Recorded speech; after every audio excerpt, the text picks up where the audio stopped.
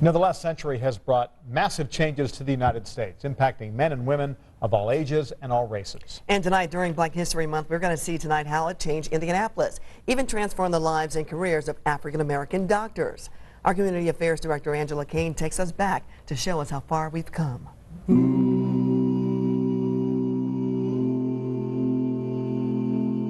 History. It helps shape us. These two physicians from two generations are members of a historic Indianapolis organization, the Aesculapian Medical Society for African American Doctors. We have come a long, long way. A long way from the group's early roots, led by Dr. Edwin Moten in the early 1900s. Black doctors formed the medical society after they were refused admission to the Marion County Medical Society. In that time period in Indianapolis history, the KKK, the Ku Klux Klan, was very influential. Okay, this is our schedule for today.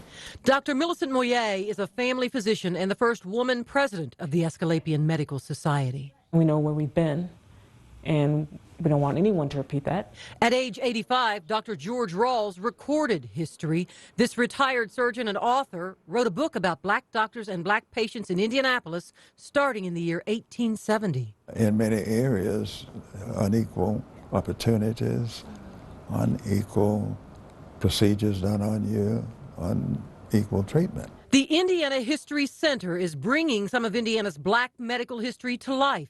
It's recreating this scene from a historic photograph, the Indianapolis office of Dr. Harvey Middleton in the year 1939.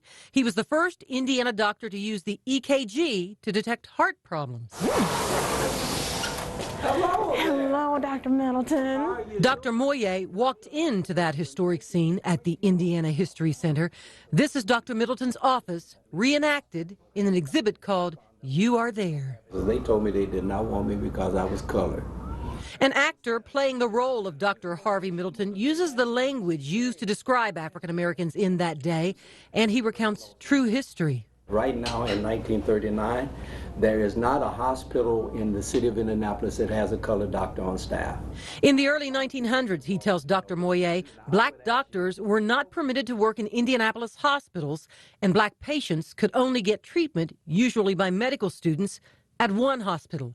It was called City Hospital then. It's Eskenazi today. You had Methodist, St. Vincent's at that time, and you could not go there. Someone who was prominent, if they had an emergency, they may let them go in the basement.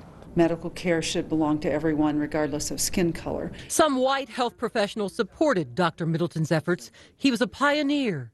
I would use those electrical impulses by placing this on your chest. Introducing new technology with the EKG and volunteering at City Hospital to nudge open the door to new opportunities. Not that he didn't have fear, but he didn't let that stop him. His persistence changed history. In 1942, Dr. Middleton was permitted to take care of his patients at City Hospital. And within 11 years, Dr. Middleton was allowed to work in all Indianapolis hospitals, opening the doors for all black doctors, including Dr. Rawls.